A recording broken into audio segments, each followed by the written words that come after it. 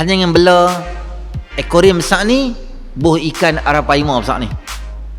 Dia kawan tu tak boleh reverse. Buh signal je tapi tin tak boleh reverse. Dia pergi depan pun tin tak boleh pergi mana. PKP sampai mati. Kita 3 bulan ya. 3 bulan pun jadi serabut lah. Ambil mercun roket tu, ikat cicak dengan getak, dengan benang tu ikat. Kawan tu duduk macam kesian kat dia. Dia bakar, dia hantar dia pergi bulan. Jangan berhenti buat benda yang baik. Walaupun orang tak pernah hargai kita, walaupun mak mentua kita tak pernah hargai kita, kita tolong macam-macam kat rumah, mak mentua kita buat tak layan. Dia pia, kita bukan buat baik pasal mak mentua kita. Kita buat baik kerana Allah. Di tempat kerja kita buat baik macam-macam, orang duk tengok buruk kita juga. Happy ya, sebab kita bukan nak kredit daripada manusia, kita nak kredit daripada Allah Ta'ala.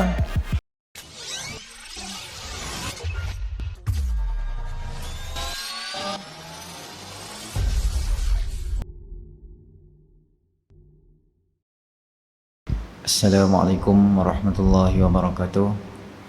Alhamdulillahi rabbil alamin. Wassalatu wassalamu ala asyrafil anbiya'i wal mursalin wa ala alihi wa sahbihi ajma'in. Subhanaka la ilma lana illa ma 'allamtana innaka antal alimul hakim. Rabbi shrah li sadri wa yassir li amri wahlul 'uqdatam min lisani yafqahu qawli, amma ba'd.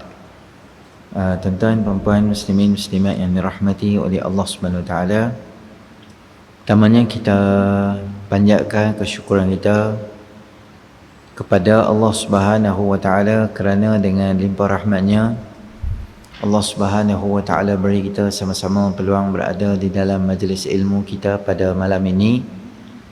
Dan insya-Allah pada malam ini kita akan teruskan pengajian kitab kita Mukhtasar Ibnu Abi Jamrah. Pada hadis yang berikutnya adalah hadis yang ke-19.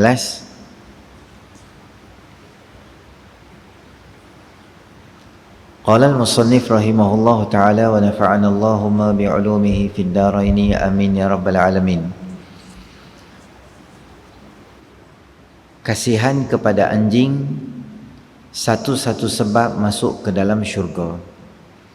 An Abi Hurairah radhiyallahu anhu anin Nabi sallallahu alaihi wasallam anna rajulan ra'a kalban ya'kulu ath-thara min al-'atash fa akhadha ar-rajulu khuffahu faja'ala yaghrifu lahu bihi hatta arahu fasyakarallahu lahu fa adkhalahu al-jannah.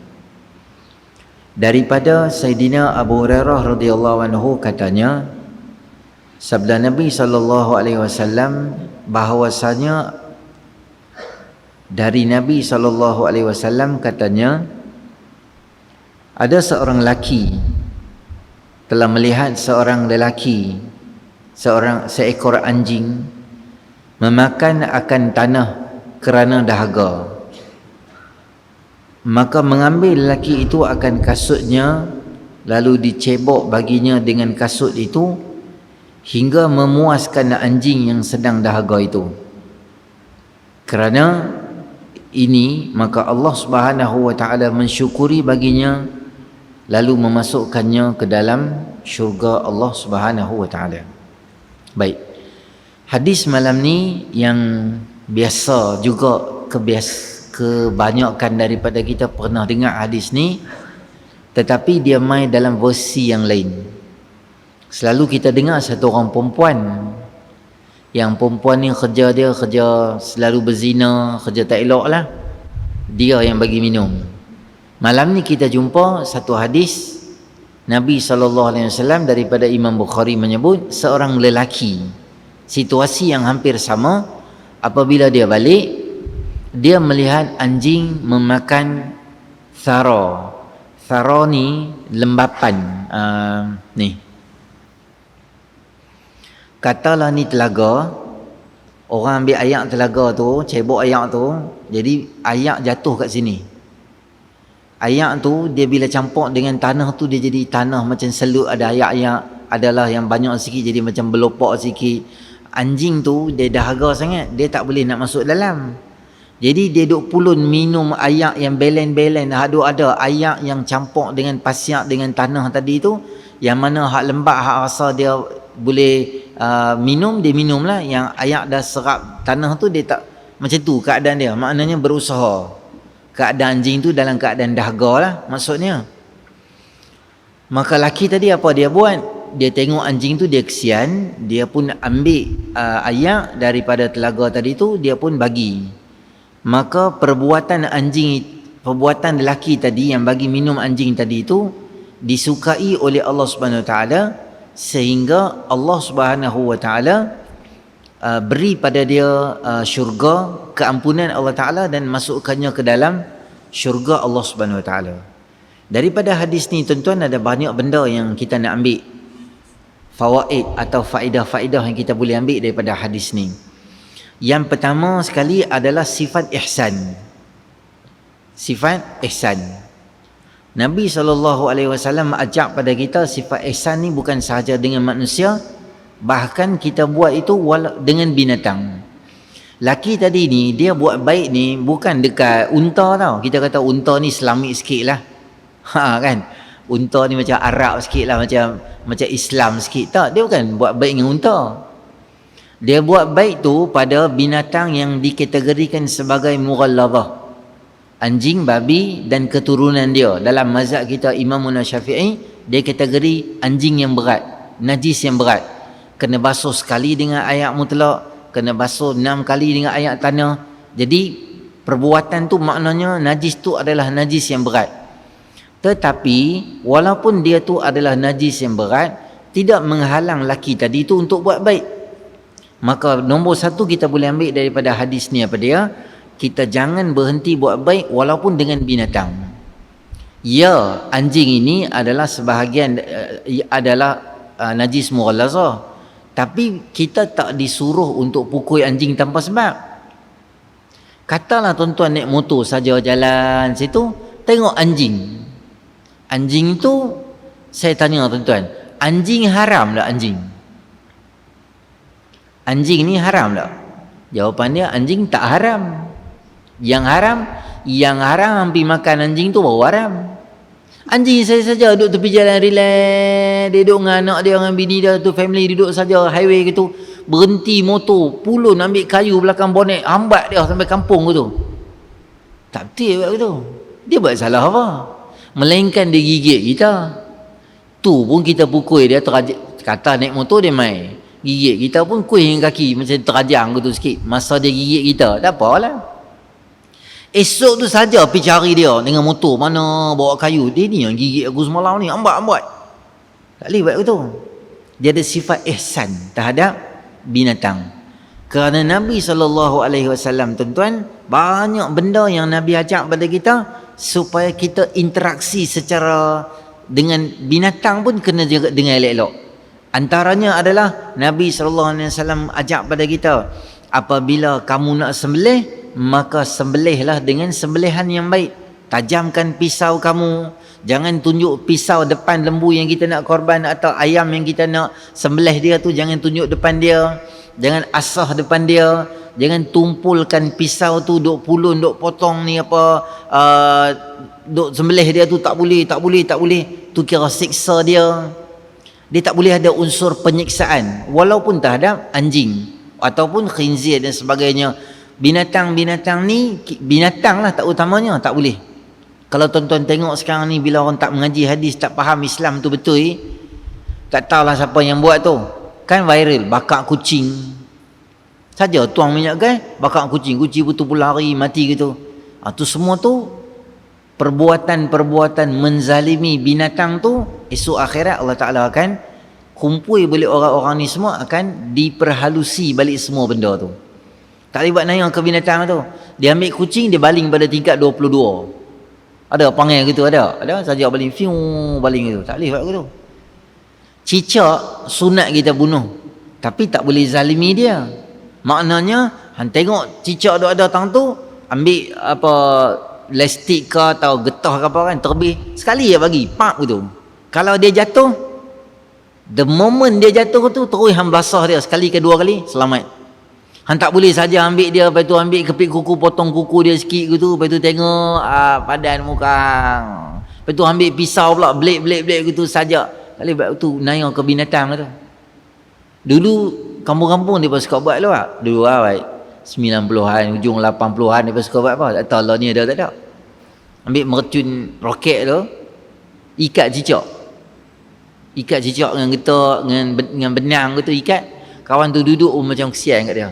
Dia bakar, dia hantar dia pergi bulan. Dia pun siap babai lah apa, buat majlis kat dia. Kami mengucapkan ribuan terima kasih pada cicak pun. Merepek. Tiap-tiap malam duk bakar cicak gitu. Tak boleh tuan-tuan, dosa buat begitu. Bau spider dalam kotak mancis, bau macam roket dalam tu. Bau macam papan. Dua. Kebam gitu. Arwah Pak Long tu dalam kotak tu. Tak boleh buat begitu. Buat naya ke binatang dilarang di dalam syarak. Apa yang kita faham, bila kita buat baik dengan binatang, walaupun dengan binatang ada ganjaran yang Allah Ta'ala sedia, bahkan Allah Subhanahu Wa Ta'ala masukkan dia dalam syurga Allah Ta'ala. Tuan-tuan ingat juga seorang perempuan yang apa dia buat, dia sawamah, seorang perempuan yang kuat berpuasa, dan seorang perempuan yang sangat kuat untuk bangun qiyamul lail. Tapi dia kurung kucing, tak bagi makan. Sehingga akhirnya Allah Subhanahu Wa Ta'ala masukkan dia ke dalam neraka Allah Subhanahu Wa Ta'ala kerana menzalimi binatang. Kerana kita Islam ni tuan-tuan, dia ada 3 bahagian. Satu, hubungan dengan Allah Ta'ala. Yang kedua adalah hubungan sesama manusia. Yang ketiga adalah hubungan dengan alam, termasuk tumbuhan, haiwan, alam, pokok, sungai, laut dan binatang. Semua 4 bahagian tu ada hubungan kita, ada hak-hak kita. Dengan Allah ada hak dia. Dengan manusia ada hak yang kita tunaikan. Dengan binatang ada hak yang kita kena tunaikan. Sebab tu kalau kita bela binatang, mesti bagi nafkah pada dia. Nafkah apa Ustaz? Kita jaga dia, kita kena bagi kat dia. Tuan-tuan ada akuarium besar ni, besar meja kuliah ni.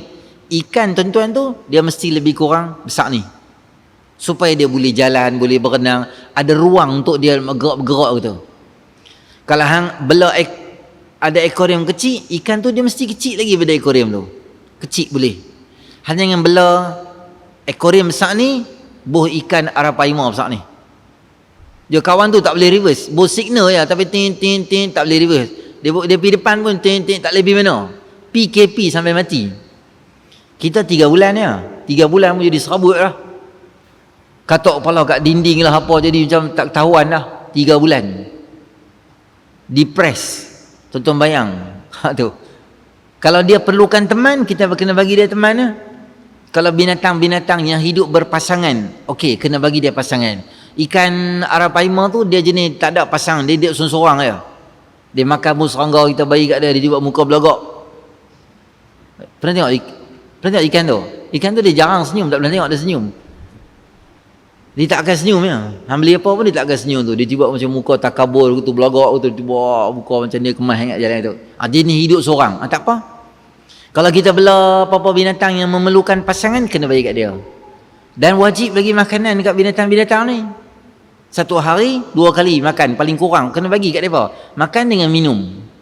Kalau kucing kita bela, dia makan apa yang sesuai dengan dia, kita kena bagi kat dia.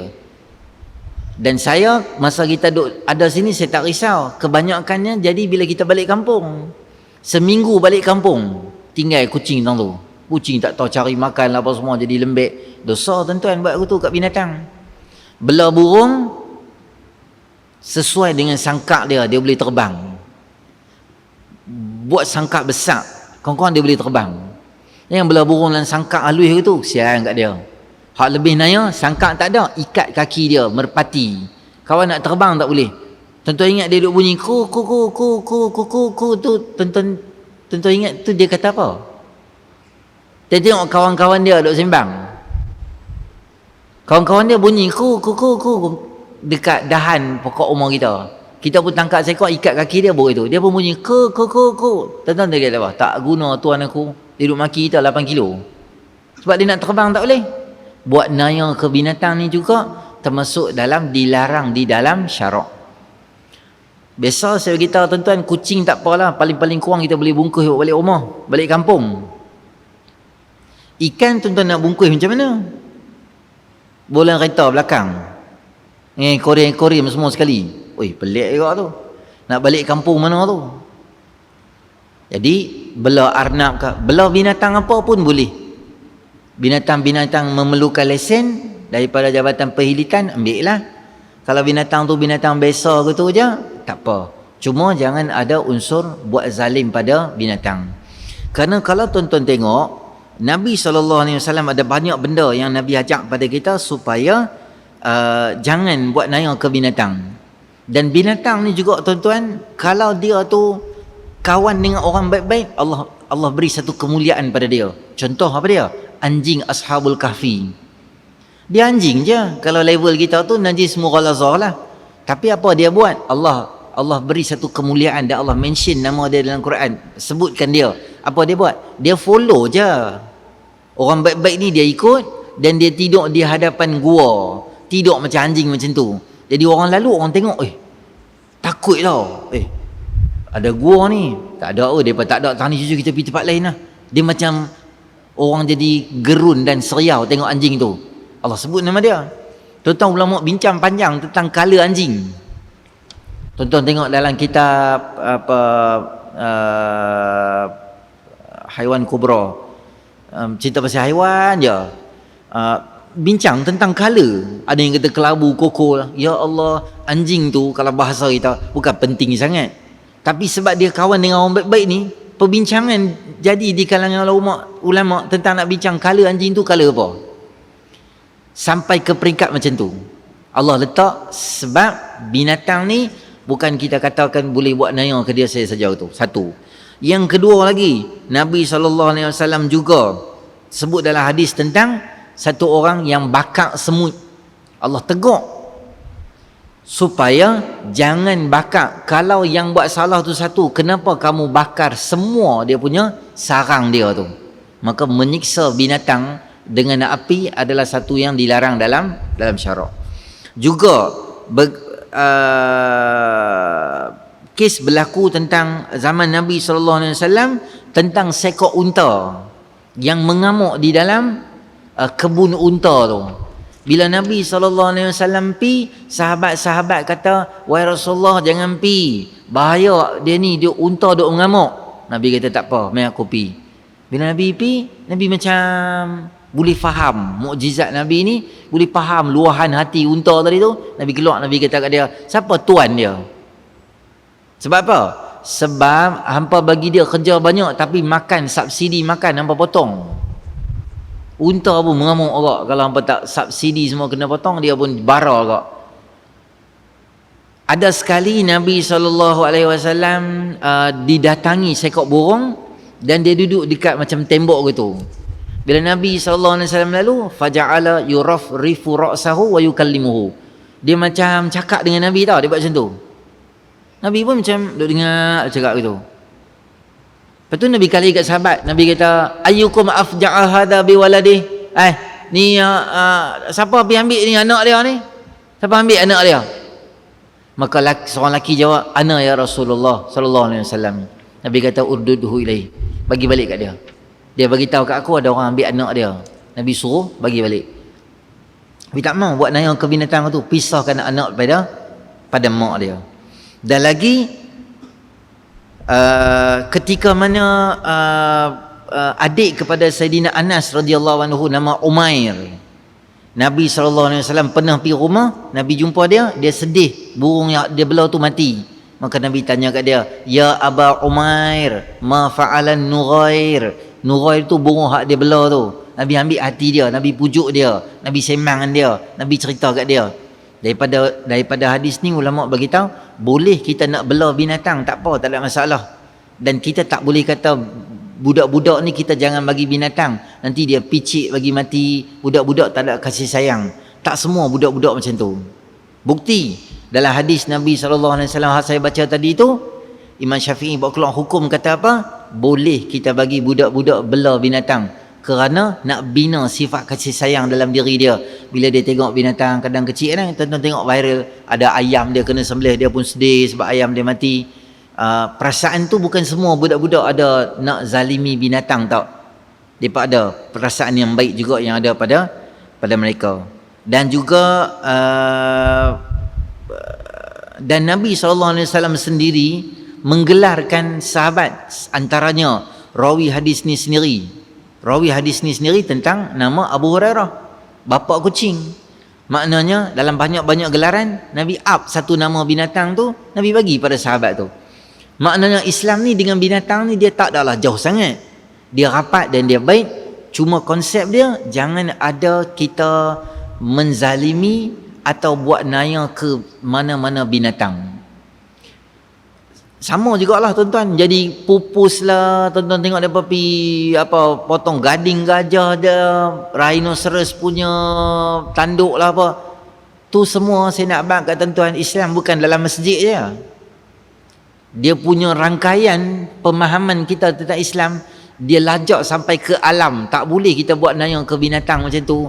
Tak boleh ambil tanduk dia, sebab binatang-binatang tu termasuk dalam binatang yang nak pupus.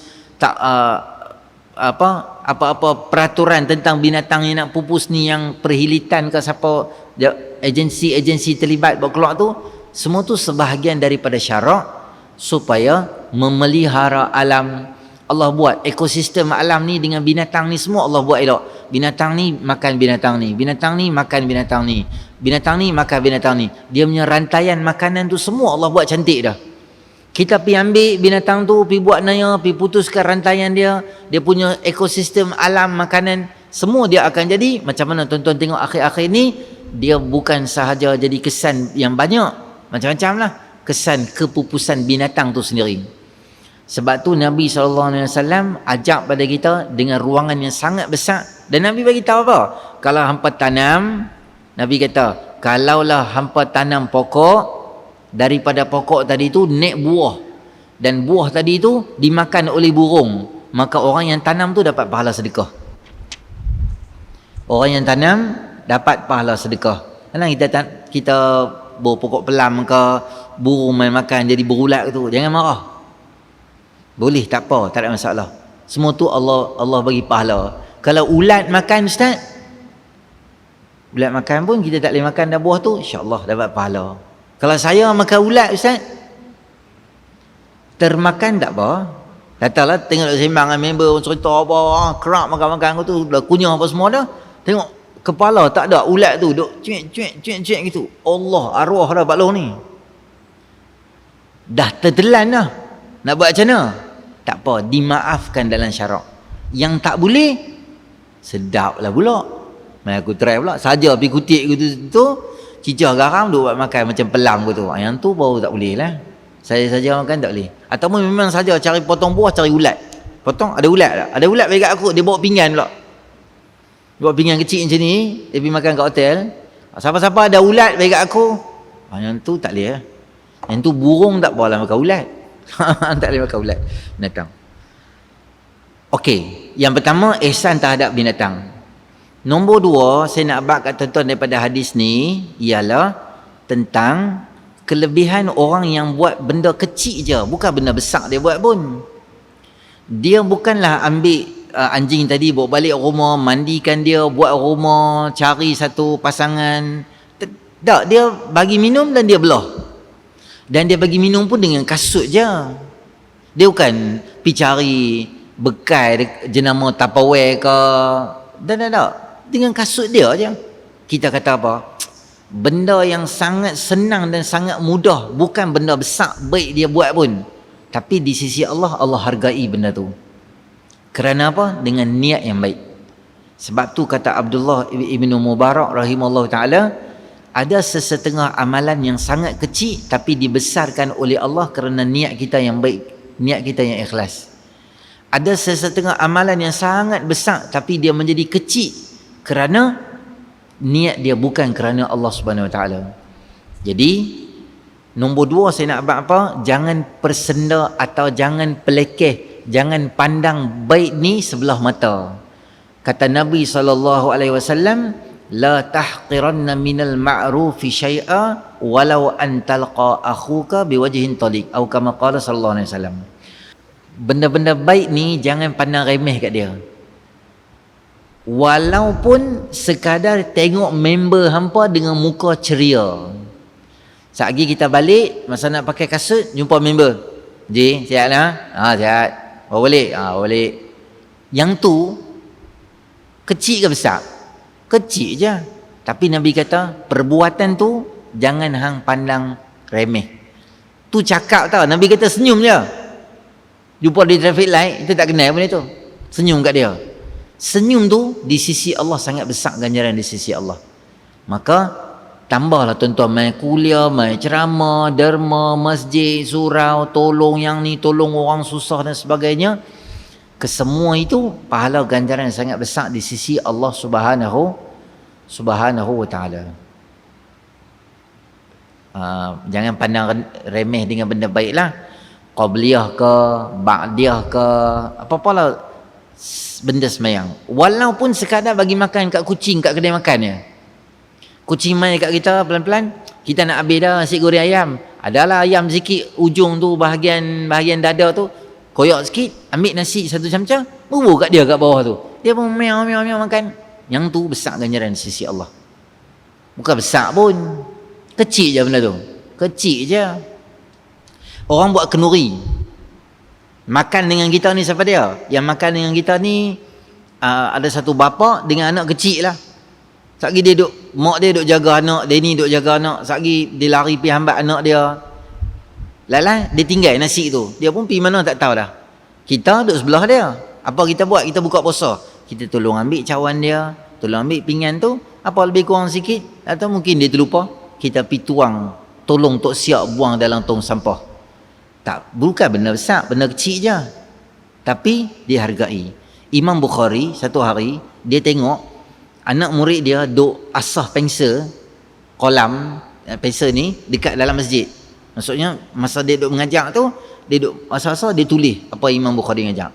Selepas kuliah, lepas pengajian, anak murid pun balik dah. Imam Bukhari buat apa? Dia pergi dekat kawasan tu, dia yang kutip. Orang kata lah, anak murid lain kata, apa ni tok guru buat macam ni, memang kami. Dia kata tak apa. Biar aku nak dapat pahala kecil-kecil ni, biar aku nak cari nak dapat juga. Allahu Akbar. Maknanya besar di sisi Allah Subhanahu wa taala. Banyak benda baik yang kita boleh buat, walaupun benda tu kecil, kita cari ruang tak mana kita boleh buat, kita buat. Tak kira lah benda tu benda akhirat atau melibatkan dunia, bantu sesama manusia, sama orang dan sebagainya. Meringankan. Kata Nabi SAW, wallahu fi aunil abdi ma kana al-abdu fi auni akhi. Allah akan sentiasa bersama dengan seseorang kalau seseorang tu dia sentiasa bantu hamba dia. Kita tolong orang, Allah akan bantu kita balik. Itu yang nombor 2. Dan nombor 3, saya nak bagi juga kat tuan-tuan daripada hadis ini, Allah Subhanahu wa taala Tuhan Maha Pengasih dan Maha Penyayang, sentiasa mencari ruang dan peluang supaya nak mengampunkan hamba dia dan nak bagi ganjaran syurga pada hamba dia. Walaupun benda tu benda kecil yang kita buat. Sebab tu kaedah menyebut, tuan-tuan dengar ni elok-elok, kita tak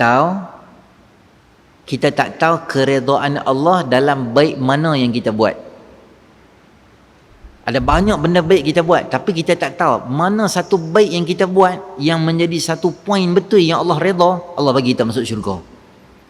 Semayang, puasa, zikir yang tu, kadang-kadang mungkin Allah tak pandang semua benda tu.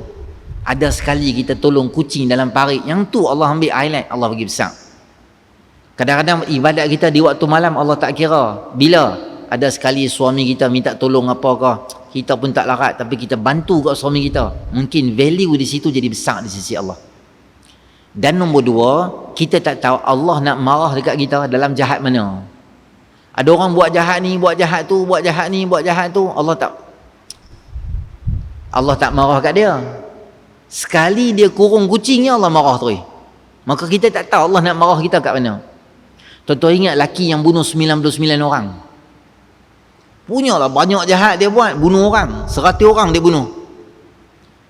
Allah tak tengok jahat dia buat tu, tapi ada satu benda baik yang dia nak buat. Apa dia? Dia nak jadi baik. Disebabkan nak jadi baik tu, Allah ubah hidup dia, Allah akhirnya masukkan dia dalam syurga Allah Subhanahu Wa Taala. Jadi apa yang kita boleh faham daripada hadis ni, jangan berhenti buat benda yang baik. Walaupun orang tak pernah hargai kita, walaupun mak mentua kita tak pernah hargai kita, kita tolong macam-macam kat rumah, mak mentua kita buat tak layan, biar piah, kita bukan buat baik pasal mak mentua kita, kita buat baik kerana Allah. Di tempat kerja kita buat baik macam-macam, orang duk tengok buruk kita juga, biar piah, sebab kita bukan nak kredit daripada manusia, kita nak kredit daripada Allah Ta'ala. Di dunia mungkin tak dihargai, tapi di akhirat mendapat tempat yang sangat besar di dalam mahsyar lagi. Allah bagi kat dia kebaikan sebab benda baik yang dibuat oleh siapa sahaja. Tuan-tuan pernah ingat tak satu hadis yang Nabi SAW sebut dalam hadis Imam Muslim menyebutkan, seorang lelaki yang confirm muka dia nak masuk dalam neraka, confirm dia ni masuk neraka dah, tapi dia pernah bagi tahu pada seorang lelaki yang nak masuk syurga. Laki tu duk jalan nak masuk syurga dah, laki ni dosa banyak dah, dia muka masuk neraka. Dia kata kat dia tu, hang ingat tak dulu kat dunia aku pernah tuang ayak bagi kat hang? Betul lah, ada sekali hang tuang ayak bagi kat aku. Tolonglah doa kat Allah bagi aku selamat. Maka laki tadi tu dia doa kat Allah, lelaki yang confirm masuk neraka ni dikeluarkan nama dia daripada list neraka, masuk dalam syurga. Dia buat baik apa? Buat masjid ke? Tak. Apa dia buat? Satu je baik dia, dia tolong tuang ayak dekat orang ni. Tuan-tuan pergi Mekah, tuan-tuan tengok ada orang macam ni tau. Dia di Zam-Zam tu, botol tu, dia duduk bersila di bawah, kerja dia apa? Tuang bagi kat orang. Dia tak tengok pun siapa kat atas. Tuang bagi. Kita tak payah tunduk ke bawah, dia tolong buat untuk kita, dia mudah. Dia tuang ayak bagi kat orang, tuang ayak bagi kat orang. Ui, tuan-tuan dia pandai lah cari pahala. Tak tahu belakang tu siapa, wali Allah ke, ulama Turki ke, ulama Pakistan mengajak di madrasah hadis 20 tahun dah ke. Dia tu doa, pandai cari pahala. Ada orang cari pahala di Mekah macam mana? Benda kecil-kecil, bukan benda besar. Sebab dia tahu.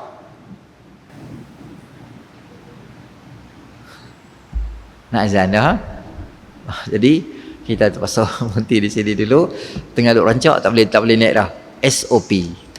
Okey, jadi insya-Allah nanti kita akan tengok sambungan hadis yang berikutnya berkaitan makruh sembahyang waktu mengantuk, insya-Allah. A'udzubillahi minasyaitonir rajim. Bismillahirrahmanirrahim. Alhamdulillahirabbil alamin. Wassalatu wassalamu ala asyrafil anbiya'i wal mursalin wa ala rasulil ajma'in. Allahumma anfa'na bima 'allamtana wa 'allimna ma yanfa'una wa zidna ilma. Rabbana atina fid dunya hasanah fil akhirati hasanah wa qina adzabannar. Wa sallallahu ala sayidina Muhammadin nabiyil ummi wa ala rasulil ajma'in. Alhamdulillahirabbil alamin.